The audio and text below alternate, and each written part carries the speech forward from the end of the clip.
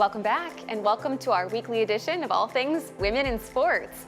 We're starting this week with basketball. The WNBA is expanding again, and earlier today, one of those new teams revealed their new name. The Cleveland Sirens will officially debut in 2028.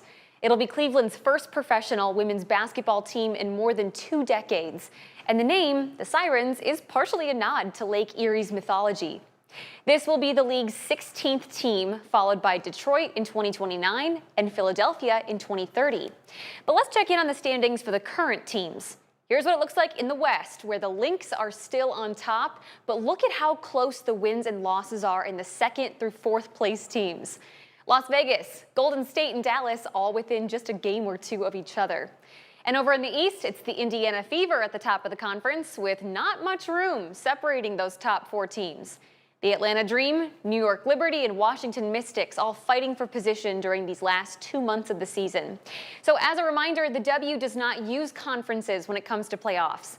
Instead, just the top 8 teams overall, regardless of East or West, make it to postseason play.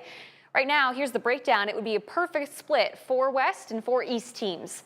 The season, though, wraps up September 24th, with playoffs starting on the 27th. Well, just this weekend, before the WNBA deadline, the LA Sparks made a huge trade, and they sent their top scorer and 5-time All-Star, Kelsey Plum, to the Phoenix Mercury. In return, LA received guard Monika Koa-Makani, a 2027 first-round pick, and a 2028 second-round pick. Although Plum has been battling a lower left leg injury that's kept her sidelined since late June, she wasted no time in Phoenix. Plum put up 20 points in 21 minutes and sunk the game winner for a late-game comeback this weekend against the Chicago Sky. And check this out. Last night, Sabrina Ionescu made history.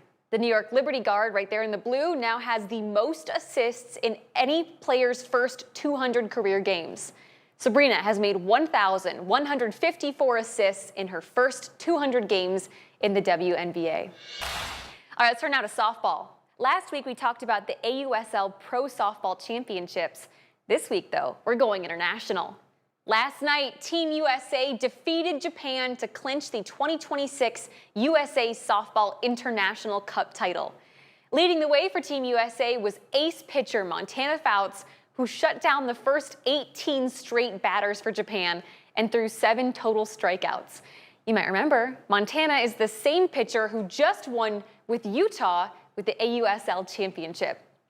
And also this weekend, the WPBL kicked off its inaugural season. This is the Women's Professional Baseball League. It's the first league of its kind in the U.S. since 1954. Right now, the league has 4 teams, New York, San Francisco, LA, and Boston, who all compete at a neutral stadium in Springfield, Illinois. ESPN will stream all 37 games this season. Now in soccer, big changes are coming for the NWSL, or the National Women's Soccer League. The Athletic is reporting that next year, the season will begin in February. That shifts the NWSL's calendar up a full month and makes room for the 2027 World Cup in Brazil.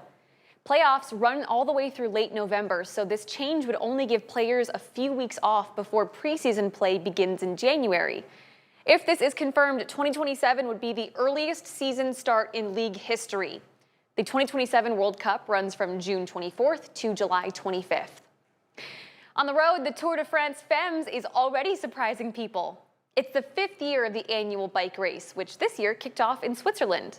Right now, we are through 3 days of this 9-day race, and Norwegian cyclist Sigrid Haugseth has taken an unexpected early lead. She was able to hold off 2-time world champion Lotte Koepke today, but there's a lot of race to go, so we will see who is crowned the winner this Sunday. In golf, it was a dramatic end to this year's Women's British Open, and it was 23-year-old Shihu Kawaki from Japan who eventually captured her first major after she had to outlast sudden death and 2 playoff holes this weekend. It's a remarkable moment for Kawaki, who turned pro 5 years ago and now earns a 5-year LPGA exemption. And finally, last night was a beautiful moment for 21-year-old Alex Ayala, who defeated Jessica Pegula at the DC Open tennis final. This now makes Alex the first player from the Philippines to win a singles championship on the WTA Tour. She gave an emotional on-court speech afterwards, saying thank you to her Filipino community and that she feels all the love. And that'll do it for us.